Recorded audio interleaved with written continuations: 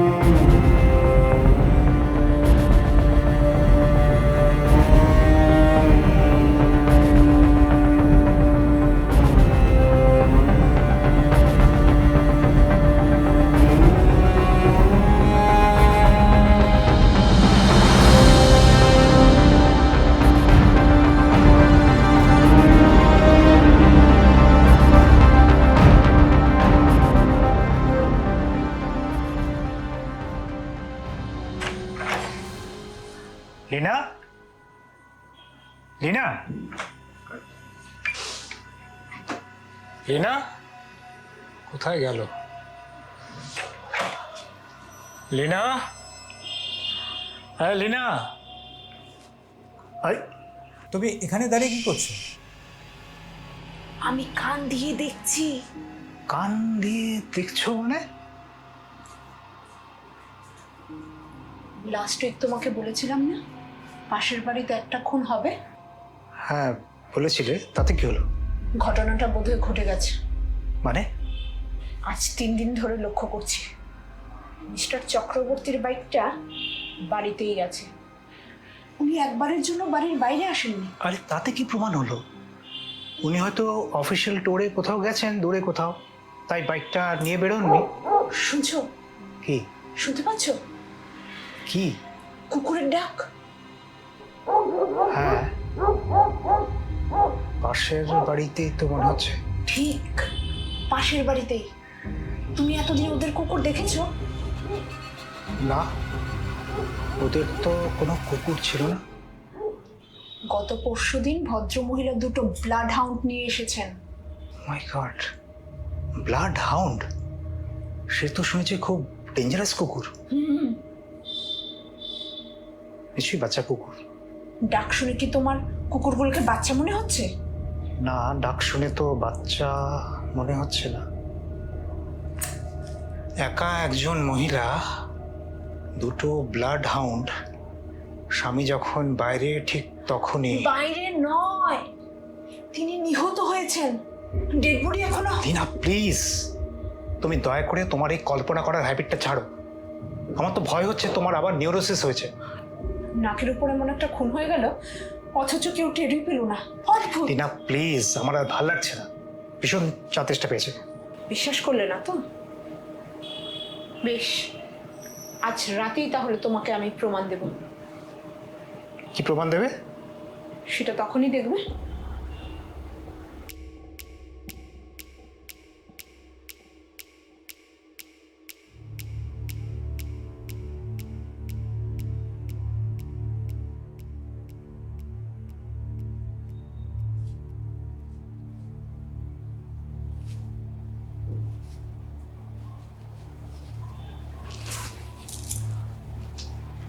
শোভন, এই শোভন, কি হলো? রাত 2টো তো বাজলো। এখন মিসেস চক্রবর্তী কুকুর দুটোকে উঠোনে মাংস খাওয়াবে। তোমার কি ভূতে পেল নাকি? রাত 2টোর সময় কেউ কুকুরকে খেতে দেয়? দেয়। দিনের আলোতে যে মাংস খাওয়ানো যায় না, তা রাতের অন্ধকারে লুকিয়ে খাওয়াতে হয়। কি বলছো তুমি? কোনো আওয়াজ করবে না। পা টিপে টিপে আমার সাথেও ঘরে চলো। ওটাই ওদের উঠোনের সবচেয়ে কাছের জায়গা। অন্ধকারে কিছু দেখতে পারবে না, শুধু কান দিয়ে দেখবে। কান? কান দিয়ে দেখবো? আরে কান দিয়ে দেখা যায় নাকি? যায় যায়, দেখতে শিখলে কান দিয়েও দেখা যায়। আমি সব দেখছি। কথা না বলে আমার সাথে এসো।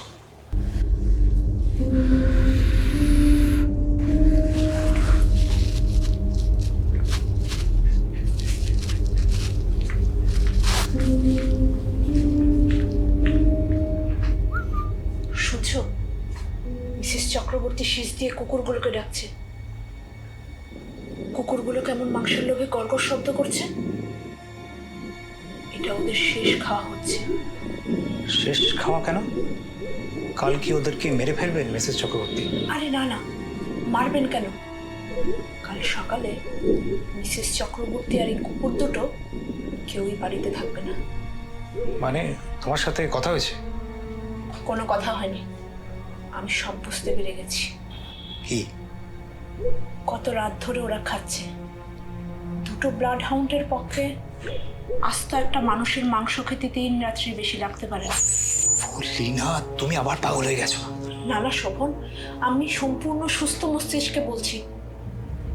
তুমি দেখবে কাল সকালে আমাদের পাশের বাড়ি আবার খালি হয়ে যাবে। হোক, এই মাঝরাত্রিরে এখানে দাঁড়িয়ে পাশের বাড়ি কেচ্ছা জানতে হবে না। চলো। বেশ, চলো। তবে তুমি দেখে নিও, আমার কথা মিথ্যে হবে না। আমাদের পাশের বাড়ি আবার খালি হয়ে যাবে, যাবেই।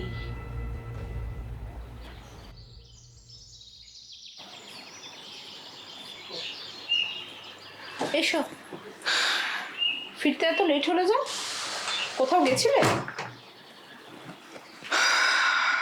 আশ্চর্য লীনা, তোমার কথাগুলো এত কাটায় কাটায় মিলল কি করে? মানে?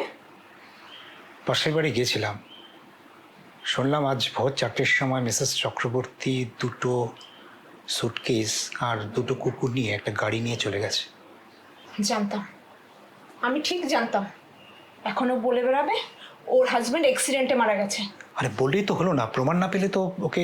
প্রমাণ কি করে পাবে? লোকটা মার্ডার হলো এখানে, তাকে টুকরো টুকরো করে কুকুরকে দিয়ে খাওয়ানো হলো। আস্তে আস্তে আস্তে আস্তে বলো, আস্তে বলো, এসব কথা জানাজানি হলে আবার প্রবলেম হবে। জানাজানি হয় তো উচিত। একজন হত্যাকারী বিনা শাস্তিতে পালিয়ে যাবে আর আমরা জেনেও? কতটুকুই বা আমরা জেনেছিলি না, শুধুই তো অনুমান। এত সকালে আবার কে এলো? নিশ্চয় পুলিশ। তুমি কথা বলো, আমি যাচ্ছি। এই শোনো শোনো শোনো, আমি কি বলবো? একটা কথাও গোপন করবে না। মিসেস চক্রবর্তী এখনো বেশি দূরে যেতে পারেননি, আমি যাই।